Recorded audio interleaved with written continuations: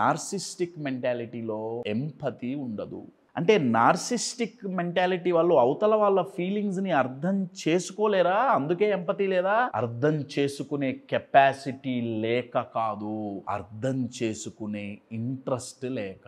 నేనే తోపురా, నువ్వెవరు? ఈ రిలేషన్షిప్ లో నీకు అవసరం, నాకు కాదు, పోతే పో.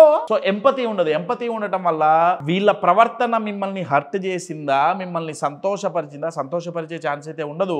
మీరు హర్ట్ అయితే మీకు అది మానసికంగా మనసుకి ఎంత గాయం కలగజేసింది, మీరెంత బాధపడుతున్నారు, వీళ్ళెంత బాధ పెడుతున్నారు, ఇవన్నీ వాళ్ళకి తెలియవు. ఎంపతి ఉండదు. ఇంకా సింపుల్ గా చెప్పాలంటే, మీ ఇంట్లోకి ఒక పురుగు వచ్చింది అనుకోండి, ఓ పురుగుకి మీరేదో పెద్ద పీటేసి పెద్ద అతిథిని ట్రీట్ చేసినట్టు ట్రీట్ చేస్తారా? చీదరించుకొని పక్కకు తోసేస్తారు కదా.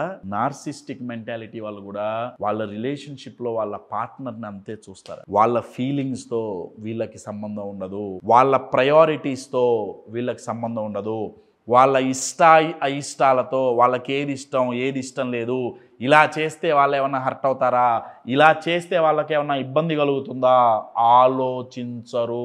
నార్సిస్టిక్ మెంటాలిటీ ఆలోచించే సత్తా లేక కాదు, బాగా అర్థం చేసుకోండి, ఆలోచించే ఇంట్రెస్ట్ లేక.